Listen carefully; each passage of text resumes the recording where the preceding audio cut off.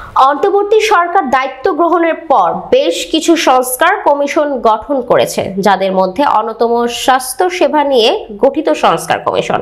সেই কমিশন আজ সোমবার তাদের প্রতিবেদন জমা দিয়েছে। সোমবার সকাল 11টায় স্বাস্থ্য বিষয়ক সংস্কার কমিশন রাষ্ট্রীয় অতিথি ভবন যমুনায় মাননীয় প্রধান উপদেষ্টার নিকট তাদের প্রতিবেদন পেশ করেন।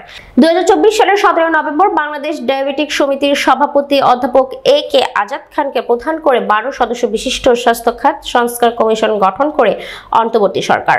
কমিশনের সদস্য করা হয় অধ্যাপক ডক্টর মোহাম্মদ জাকির হোসেন, অধ্যাপক ডক্টর লিয়াকত আলী, অধ্যাপক ডক্টর সায়েবা আক্তার, অধ্যাপক ডক্টর নাইলা জামান খান, সাবেক সচিব এস এম রেজা, অধ্যাপক ডক্টর মুজাহিরুল হক, ডক্টর আজহারুল ইসলাম খান, অধ্যাপক ডক্টর সৈয়দ মোহাম্মদ আকরাম হোসেন, অধ্যাপক ডক্টর সৈয়দ আতিকুল হক, ডক্টর আহমেদ এহসানুর রহমান ও ঢাকা মেডিকেল কলেজের পঞ্চম বর্ষের শিক্ষার্থী উমায়ের আফিফকে। এর আগে এই কমিশনের প্রতিবেদন নিয়ে ফেসবুকে একটি স্ট্যাটাস দেন প্রধান উপদেষ্টার উপপ্রেস সচিব আজাদ মজুমদার।